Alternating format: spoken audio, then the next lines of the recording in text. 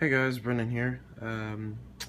Today I'm going to be showing you a new little project, or I guess a new RC car that I bought recently. I've actually had this car for probably about a month now. I just recently was able to drive it, but I'm gonna go ahead and show you guys. This is an older Team Associated TC3. Uh, I bought it used off of Craigslist for $60. It came with the car, the body shell, and it came with a Hobby King remote, but I switched it over to my Spectrum DX2E remote. It's very nice little street car, pretty plain body, doesn't really have any stickers. Kind of want to do some decals or something on there, but let's take this off, show you what's underneath. There's the body shell. Kind of looks like a little futuristic Lamborghini or something. I don't know, very aerodynamic, I guess. So down here, it's nothing crazy. It's still using the older, brushed motors. It is four-wheel drive though, shaft driven, which is nice. It's very smooth. It's a lot of fun to drive actually. This is a 19-turn motor, and it's like pretty fast. I think I did a GPS recording and it was like going almost 30 miles per hour with the 7-cell battery. Actually, that was with the 2-cell LiPo. I haven't done speed tests with these batteries. These are just Traxxas batteries. I got this one, the 7-cell, and I also got a 7-cell hump pack, which is in the house currently. But so I have two batteries for it now. One thing that does kind of worry me is this motor gets very hot. I might have to change this gearing up just because this motor gets really hot, or maybe just buy a cooling fan to help keep this motor cool. Everything on the car works fine. When I got it, it was literally in perfect condition. I didn't have to buy anything except for one of these body mounting posts, and that was it. It was like $5 on eBay. See the bottom of it. Tires aren't anything fancy. I wish there was cooler looking wheels and tires on there. The front ones are okay. They look kind of cool, but back ones are pretty basic. So let's go ahead and turn it on.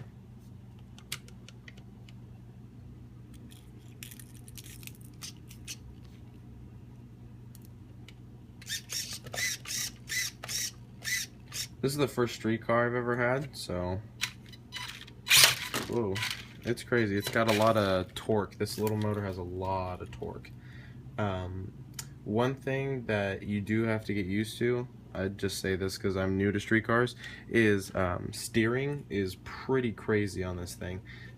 If you give it a little bit too much steering at high throttle, it can get pretty out of control.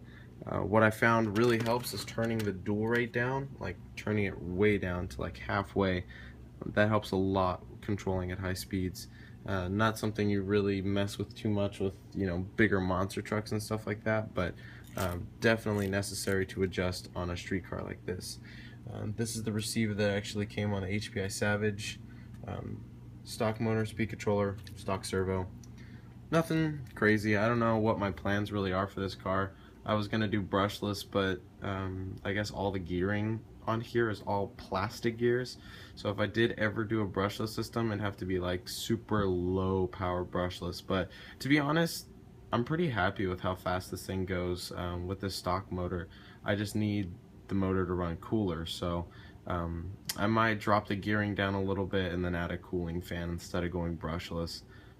And I got these batteries for free. My cousin gave me these batteries. They're his old nickel metal cells, so that way I don't have to use like a LiPo cutoff or anything like that. But it's a fun little car. It's quick. I do plan on making some running videos just to kind of show you guys how fast it goes, and I'll do another one of those GPS speed videos so you can get more accurate numbers and stuff like that. But just kind of wanted to review it real quick, make a little video of the car itself. It actually came with this remote. It's that Hobby King remote, but I'm using this on the Savage right now. I like this remote a lot more for the Savage than I did the Spectrum for some reason. Spectrum radio feels kind of more like a racy radio, in my opinion. It's better for racing. So, yep. This is the Team Associated TC3 four-wheel drive touring car. Oh yeah, I was also thinking maybe drift car. I don't know if you can turn these into drift cars, but I imagine with a new hard set of wheels and tires, we might be able to even do some drifting, which would be cool because that's kind of the reason why I wanted a street car is drifting. I mean, drifting's awesome. It's fun going fast and turning sharp and going around. I also wanted to make like a little track or something like that, but I couldn't find any more cones, just two. So yeah, maybe we'll do like some track videos or some time trials and stuff. There's a parking lot really close to my house that's super smooth, and this thing just really grips up on it. Super cool. I drove it around there yesterday, but I ran into this problem. I don't know if it was like this before or if this happened from driving it yesterday. As you can see, focus, there we go. As you can see right here, there's a screw. Screw fell out. So this is kind of like, whoa, you know, like let's not drive it like that because we'll mess it up even more. But the back ones aren't like that. That's just for the steering in the front, and it's kind of a special screw. It's not just like a random screw. I can't just put any old screw in there, unfortunately. I have to find maybe on eBay or something like that a whole screw set for this car, because that was really helpful when I rebuilt the Savage. I just replaced all the screws. I might do something like that for this car, but instead of rebuilding it, just kind of taking it apart, cleaning it, replacing the screws, because there's honestly nothing really broken on this car except for that missing screw. It's kind of cool. You can see the motor cut out on the bottom. You have to be really careful though. This little motor cutout, if you go to like pick up the car and you touch it while it's hot, like you will burn your hand, just because this motor, these brushed motors, they get super hot. There's even a little access for this, so definitely not meant to drive off-road at all either. I drove it right in front of my house. We have a little patch of gravel on our driveway, and I drove it through there, and let's just say it rendered the vehicle not able to drive.